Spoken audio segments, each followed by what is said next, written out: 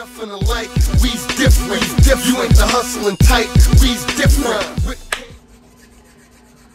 Ladies and gentlemen, boys and girls of the YouTube world, CJ Rose's back in the building. Welcome back to the channel. All right. WWE King and Queen of the Ring has come. WWE King and Queen of the Ring is done. We are done for our pay-per-view in Saudi Arabia. Now we're here to review it. But we're going to do things a little differently. We're going to bring it all together. I usually separate each match to give each of it its respect. But I want to try something different. So we're going to combine it all and we're going to see how that goes. Because somebody made a comment on one of my Backlash reviews and it pissed me off heavy. So much I didn't even reply to the comment. I just deleted it because I was just like, bro, he didn't even read the title. He just saw the thumbnail. So that just pissed me off. So I'm just like, all right, you know what?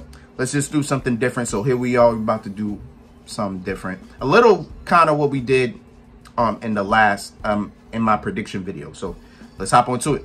All right, so we're going to start off with the pre-show. Because there was a match on the pre-show that was made on SmackDown. And it was Bianca Belair and Jade Cargill defending their women's tag team titles against Candice LeRae and Indy Hartwell. So this match, again, was made on SmackDown. This was pretty much a confrontation that they had in the back. Because Bianca Belair lost to Nia Jax, and she was in the back. She was talking with Jade. Jade's asking, "Are you good? Everything all right?" You know, blase, blase. And then Candice and Indy just walked up to them, and they was like, you know, they was just talking that mess. And then Jade was like, "You know what? I'm gonna go to Nick Aldis. We're gonna get this match made for tomorrow." And so, boom, here we are. This was a pretty regular standard match. Candice and Indy got a little bit of offense in.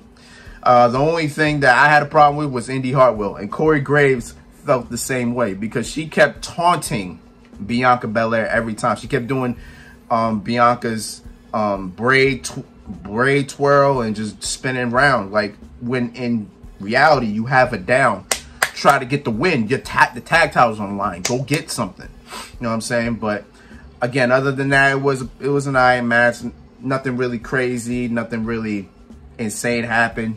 The only thing I will say was that Jade and Bianca at the end hit this crazy tag team move. I don't know what it was, but it was Jade had, she did this to Candice, right? Yeah, they did this to Candice. So Jade had Candice in a wheelbarrow position. And then Bianca Belair came up on the other side, hit a DDT. Then as she's lying down, she pushed Candice up. And then Jade proceeded to hit a German suplex from there. Like, it was smooth. I liked it. I hope that's like the tag team finisher. That'd be fire. But that's how they got the win. So Jade and Bianca are still the tag team champions. Again, that was something pretty light, pretty small. It is. We start off the show promptly with the women's world title on the line as Becky Lynch goes one-on-one with Liv Morgan. So before we even got to this match, on the pre-show, there was a little bit of a confrontation we had with Liv Morgan, who was having an interview with Byron Saxton and Dominic Mysterio, who just came into the cut. And she asked him, he was like, "What are you doing here?" And he was like, "I'm here to make sure that you do not get your hands on Mommy's title." So Dom was here to make sure that Liv does not become Women's World Champion tonight. I was like, all right, cool. Which also probably just kind of X's the things that people have been saying, because everybody been saying, oh, Liv was going to take Dom away. So I think we could cross all that out right now. So here we are at the match. First thing first, gotta talk about Becky Lynch's outfit. First of all, Liv was wearing the all red. Cool, we get that. But Becky Lynch's outfit, I don't know if it was like a one-piece or like a two-piece, but she was wearing like a suit type of attire. It was just like, I was like, all right, you know, cool. It is what it is. You know what I'm saying? It's just a pretty interesting attire we doing. Somebody on social media said that she was channeling, both of them were channeling their inner Britney Spears. I was like, all right. I was like, okay, cool. So this match pretty much was at first it was a pretty standard match. Nothing really crazy was going on. It was just more of a, you gotta wait until we get to like the end part. And here we were at the end part where Dom pokes his nose on ringside. While Becky Lynch had to disarm her, Dom just comes around and just stands there.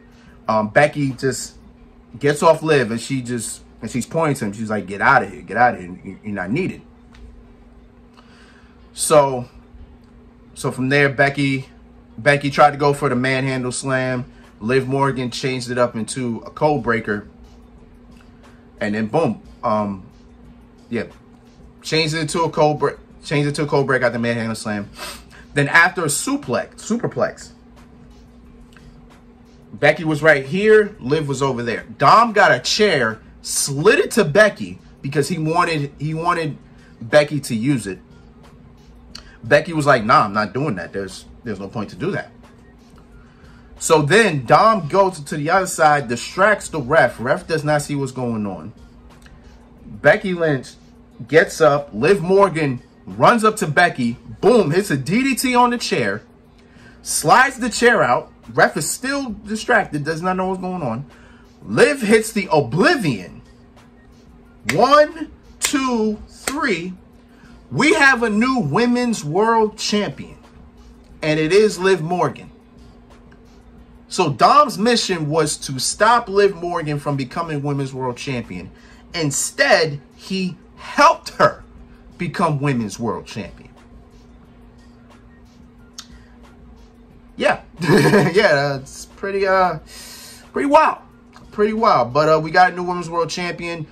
Liv Morgan's revenge tour is complete. She took Rhea away from the Women's World Championship, and now she owns the Women's World Championship. All I gotta say is, Liv, you better hold on to that title as best as you can, because once Rhea comes back later this month, she is going to throw you all over the place. She is going to beat the hell out of you, man. You are done. That's all I gotta say. But we do have a new Women's World Champion, and it is Liv Morgan. We move on to the next match, which was the Intercontinental title on the line. And I ain't gonna lie to you, it might have been match of the night, because this was a crazy one. It was Sami Zayn defending against Chad Gable and Bronson Reed with Otis on the outside. Let's keep Otis there because Otis played a very big part in this match. But as I said, man, this match was crazy. Sami Zayn damn near getting like a hometown ovation. I said this on social media too. I said it. I was like, yo, Sami's like a cheat code.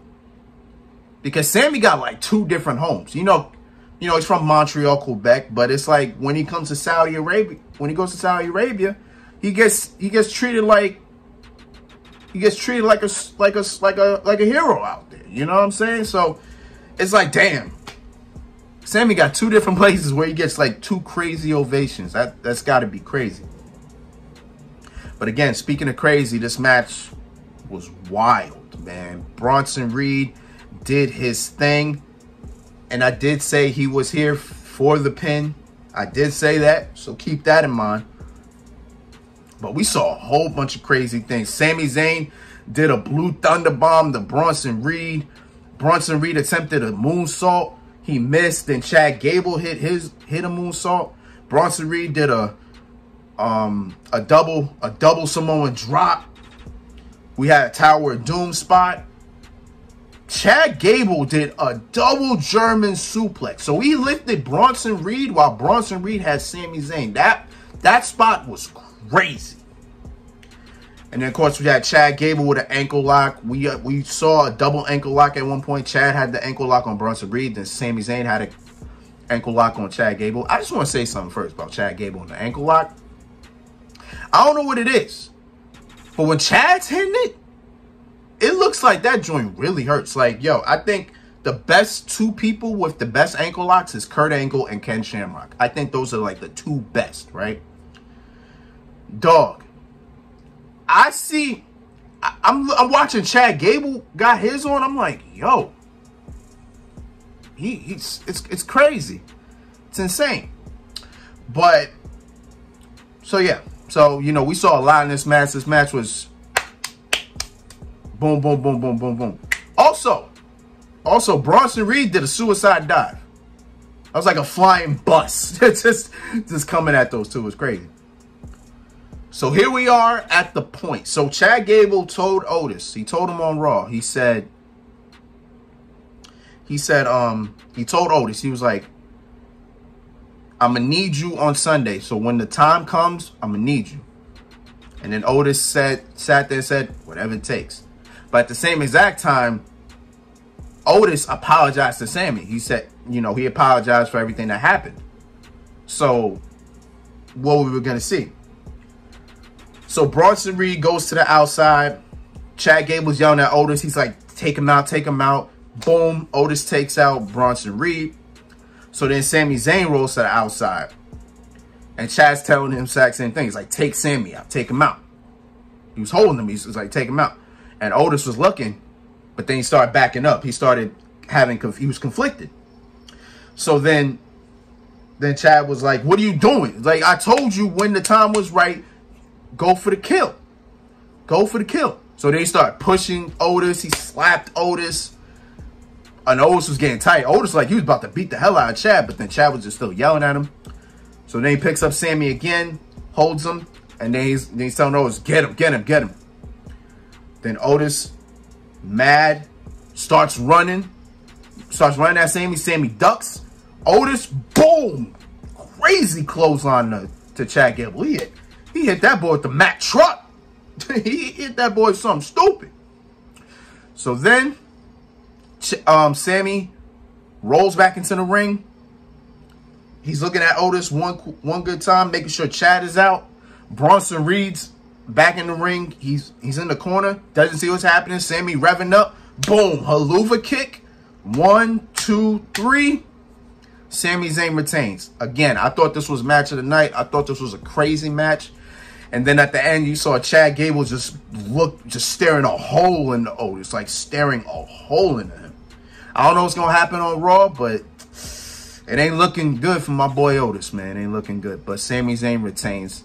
One hell of a... And now here we are at the Queen of the Ring final, where we had Lyra Valkyria on the Raw side as she took on, from the SmackDown side, Nia Jax. So Nia Jax did indeed beat Bianca Belair last night. And she beat her clean. She beat her clean, mind you. Nobody beats Bianca Belair clean. Nia Jax could sit here and say, hey, I did that. And that's what's up. But Nia Jax did beat, she beat Bianca Belair, and boom, here we are. Match wasn't,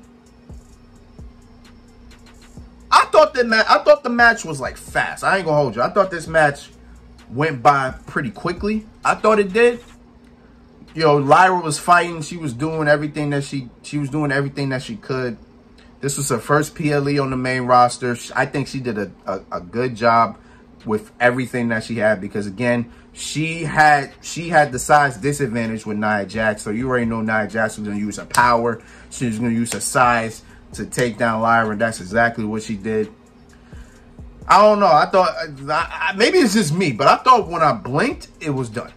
This match went a little faster than I thought it would. But, you know, I saw Lyra, again, Lyra was fighting, but there was only so much she could have did. It's not like we were going to see her lift Nia on her shoulders or whatever the case was. And she definitely couldn't hit her finisher, which is, I think it's called the Nightwing, right? I think that's what her finish is called, the Nightwing, which has the opponent on her shoulders as she hits a Michinoku driver. And obviously she was not going to do that. Based on her size and her stature, she was not going to do that. But Nia getting one good shot in, and then she hits the Annihilator. Lyra looked like she died, bro. Yo, Lyra looked like she died. She was done. But she was done. It was a 1, 2, 3. And we got our second ever Queen of the Ring. It is Nia Jax. Saw Triple H out there.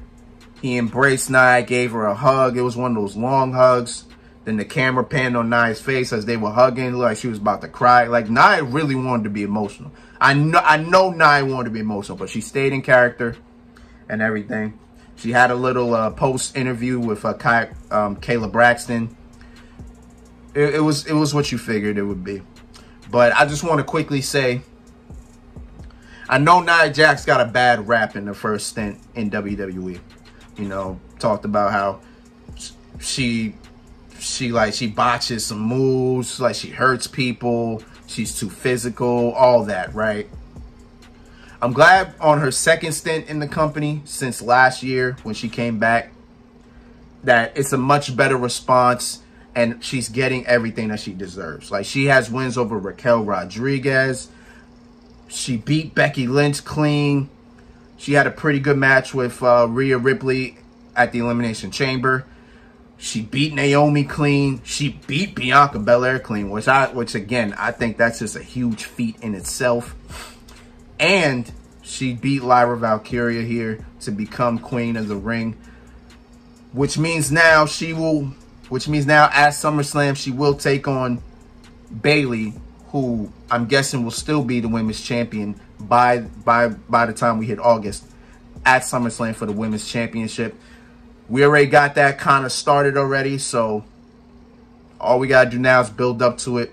But we got two more pay-per-views before we even get to SummerSlam, so I don't know how they're going to build. I don't know how they're going to build all this with 2 months' time, but we'll see how things go. But again, Nia Jax is Queen of the Ring. Salute to her. She did a thing. I'm proud of her, man. I'm proud. From the Queen of the Ring to the King of the Ring.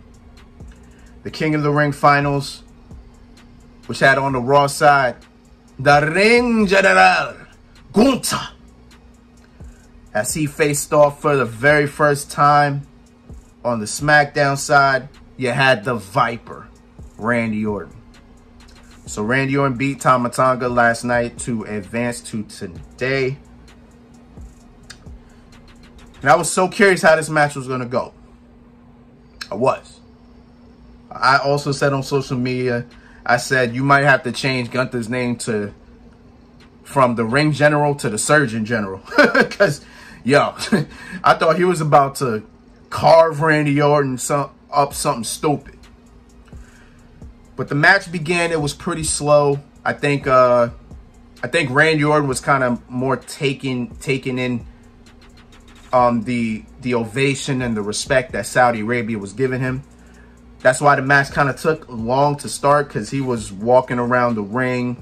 You know, he was posing here, he was posing there. He was doing everything. So I guess in some sense, Randy Orton was just taking in the moment and everything, because it was a big moment for Randy. It was. Again, if Randy Orton won the King of the Ring, he and Edge would be the only two people in history to win everything in WWE.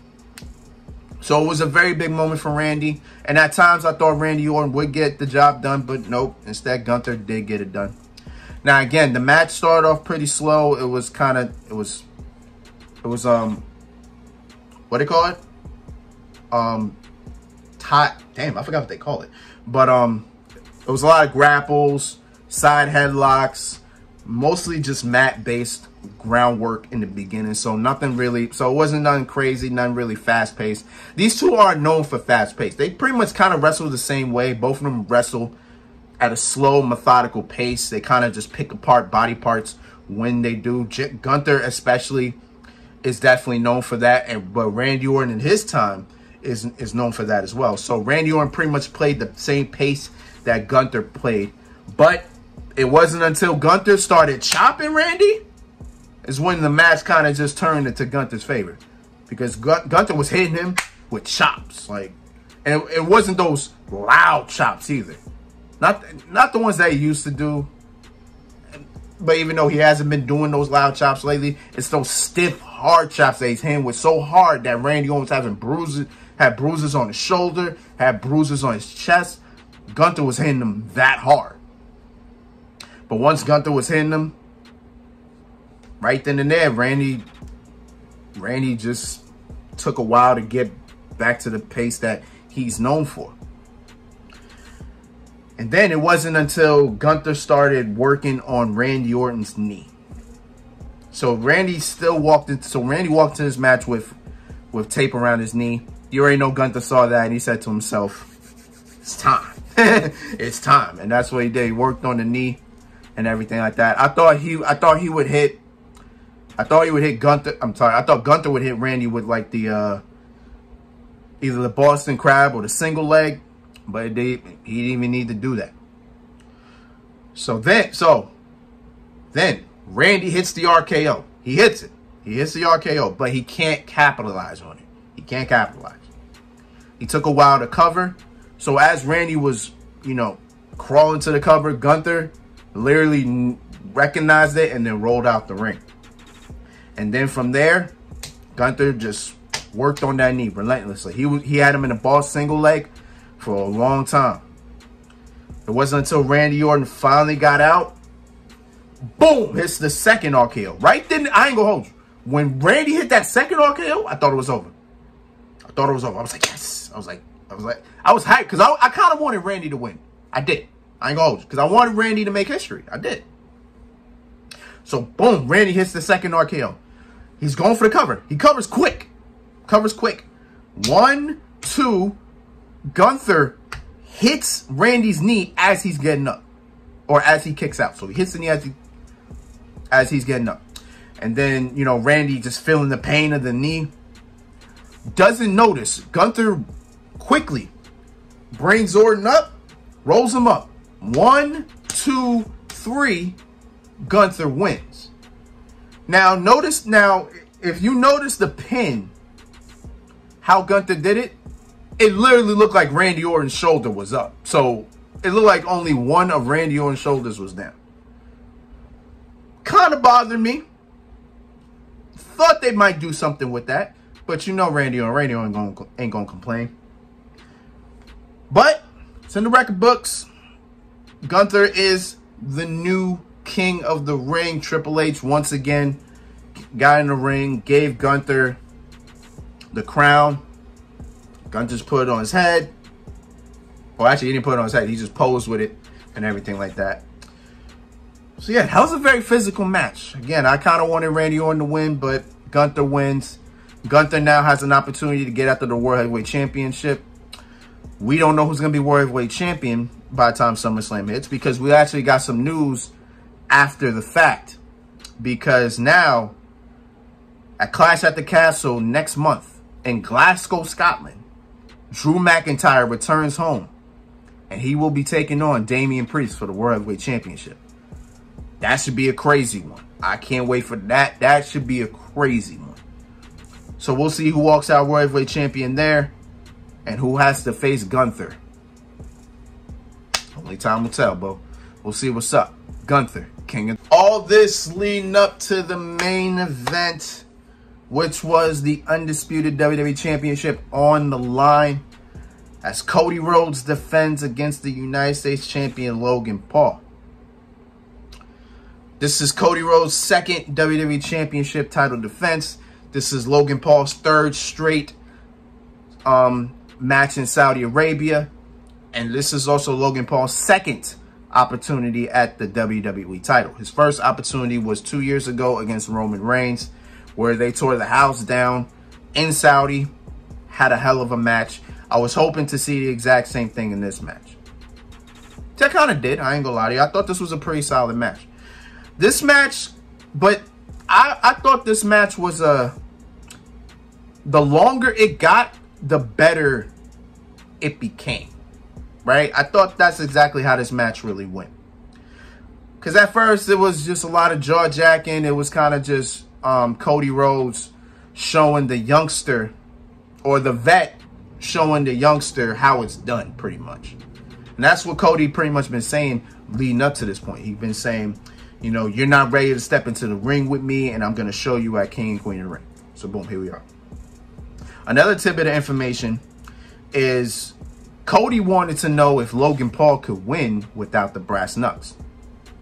So, on the kickoff show on Thursday, Logan Paul had a pair of brass knucks, and he gave it to Michael Cole. He said, I will not beat Cody. No, so I will beat Cody without the brass knuckles. Boom. He gave it to him, right? Then last night, Cody asked the ref. He's like, yo, go check him, see if he got any brass knuckles on, because I feel like he has another pair on. As the ref was checking him, just found another pair of brass knucks. So, boom. So, there's 2 pairs of brass knucks that Logan Paul doesn't have. On to this match. So, again, this match was pretty... Again, this match was... In the beginning, it was just a regular match. Nothing crazy was happening. But I knew the longer it got, the better it became. So, we're on the outside. So, on the outside, I think Logan Paul throws Cody into the steps. Logan Paul's over... No, I'm sorry. Cody Rhodes was fighting Logan Paul in the corner over there. One of Logan Paul's guys was attempting to attack Cody. Cody stopped him and then, you know, threw him over the barricade. Now, while the ref was distracted and Cody was distracted, Logan Paul was in the corner and his mans gets another pair of brass knucks. And Michael Cole on commentary going crazy. He's like, Logan Paul said he wouldn't bring the brass knucks. So here comes Cody. Cody jumps off the steel steps. Logan Paul with a loaded right hand. Boom. Brass knuckles to Cody's ribs. And Cody was feeling that for the rest of the night. And so Logan Paul stashes the brass knuckles into his tights. And then he puts Cody into the ring, and then Logan Paul and Michael Cole lock eyes, and then Michael Cole's looking at him. He's looking at him. He's like, "You said you weren't gonna bring brass knuckles. Why are you doing it?" And then Logan Paul's like, "I'm trying to win a championship. That's why I'm doing it." And then before Logan Paul walks off, Michael Cole says, "You know what? You're a loser. You're nothing but a loser." I was dying. And Logan Paul said, "What did you just say to me?" And then Michael Cole's going, he's like, "Yeah, you're a loser. You can't win by yourself. You always need brass nuts." Logan Paul circled to this side of the announce table. Corey Graves got up. He held Logan Paul back. He's like, "Yo, chill. You got a match. Don't worry about that. It's nothing. It's all good. Just chill. Just get back in the ring and everything." I thought Logan Paul was gonna hit Corey. I swear to God, I thought he was. And I thought he was. I thought he was gonna hit Corey. Corey gonna get up and then hit Logan Paul again, and then boom, Logan Paul, Corey Graves. I see it. I watch it because Corey Graves is clear. Let's not forget that Corey Graves is clear to compete. Let's not forget that. So Logan Paul just gets back in the ring, and you know the match continues. So then, they get back into the outside again, and then Logan Paul goes to Michael Cole and Corey Graves' announce table. He's like, "I'm sorry, Michael Cole." He's just, you know, clean up the announce table. Gets Cody Rhodes on top. Then he yells, he yells, "Logan Paul, Paul Levesque era." Sets up for a pedigree. Cody Rhodes stops it. Cody Rhodes runs to the side of the barricade, bounces off, boom, Cody Cutter on the announce table. So then Cody Rhodes rolls back into the ring. The ref is about to count 10. Cody stops him. He's like, "No countouts. This guy is mine. No countouts." And the ref is like, "Are you sure?" Because he was at 9. And Logan wasn't getting up. Because if he counted 10, it was over. So he was like, "Nah." He's like, "Nah. I got him." So then he goes back into the ring. And then he clears the Saudi Arabia announce table. He clears that. So Cody about to do something over there. Rolls back into the ring to break up the count. Rolls back out. He's about to do something. Then Logan Paul gets the advantage. And then boom, he knocks. Oh no, he hits Cody with the right hand. He hits Cody with the right hand, knocks Cody out, puts him on the announce table. Gets a bottle of Prime from his mans, climbs to the top rope, does a Triple H style, you know, spit it of the Prime, and then does a frog splash, boom, to Cody Rhodes on the announce table. Rolls Cody back in, then hits a frog splash again, this time in the ring. 1-2's kick out. And then from there, everything got a little, and then from there, match got interesting. Because I'm just like, all right, what's about to happen? So then, we get the ref bump. I wasn't expecting the ref bump, but we got it. So we got the ref bump. And then, Logan Paul takes the brass knuckles that he had in his tights. No, I'm sorry. He low blows Cody first. He low blows Cody. Then takes the brass knucks from his tights, loads it up. He's waiting. He's waiting to hit him. Now, before he even strikes, the special guest ring announcer grabs Logan Paul by the leg. He's like, no, don't do that. Don't do that. Then Logan Paul just kicks him off, and then he says, who the hell are you? So then he turns his attention back to Cody. He's about to hit Cody. Cody stops the right hand. And then Logan Paul just... No, I'm sorry. He strikes Cody. Cody blocks the shot. And Logan Paul looks surprised. And then Cody Rhodes says, I'm Cody Rhodes, bitch. Whoop. Crossroads. Still got him. Another Crossroads. Picks him up again. The trifecta, the Crossroads Trinity. 1, 2, 3. Cody Rhodes retains. Logan Paul is now 1-2 at Saudi Arabia. Cody Rhodes' second title defense is a success. Pretty good match. Again, pretty good match. Again, the longer it went, the better it got. So, this match was pretty good.